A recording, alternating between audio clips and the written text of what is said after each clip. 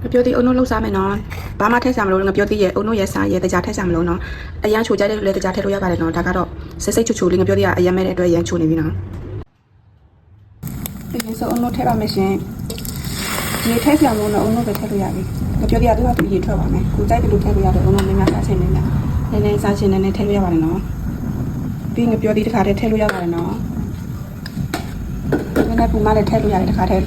ထည့်လို့ရပါတယ်နော်ထည့်ပါမယ်ပြောသေး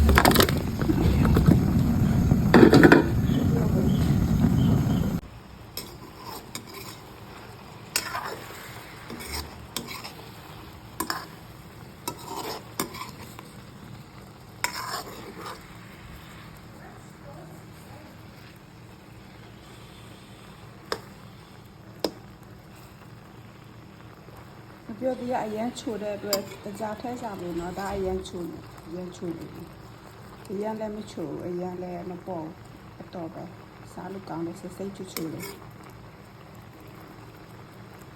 တကြားထဲလိုက်ရန်ချိုပါမယ်နော်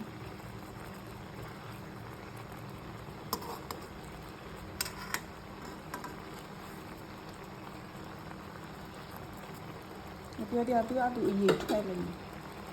ဒီထဲဆံရအောင်နော်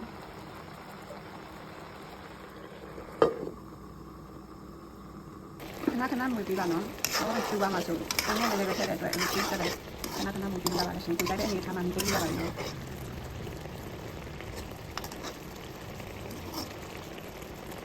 ကျမတို့မပြောဒီပြောပြီးကိုကြိုက်တယ်အဲ့ဒါမှပို့ချူပြီးတော့ပြောဒီစားလို့ပို့ပါမှာရှင်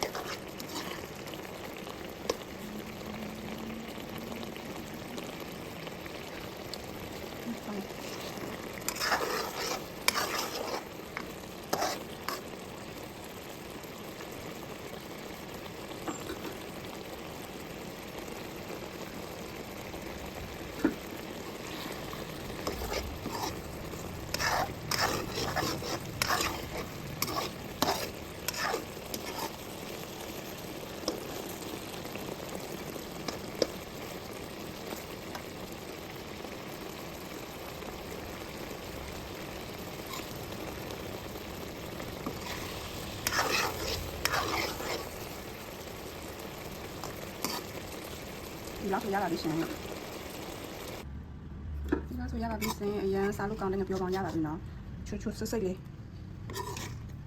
လွယ်လေးလုပ်လို့ရတယ်နော်ဘာမှထည့်ဆံမလို့အုံတို့ရေငါပြောတည်ရစားရကိုချိုကြိုက်တကြားထည့်လို့ရတယ်ဒါအရန်ချိုနေပြီငါပြောတည်ရမဲ့လေးပိုချိုတယ်ဆိုတော့စားကြပါအောင်အရန်လွယ်တဲ့ငါပြောကောင်းလေးလောက်စားကြနော်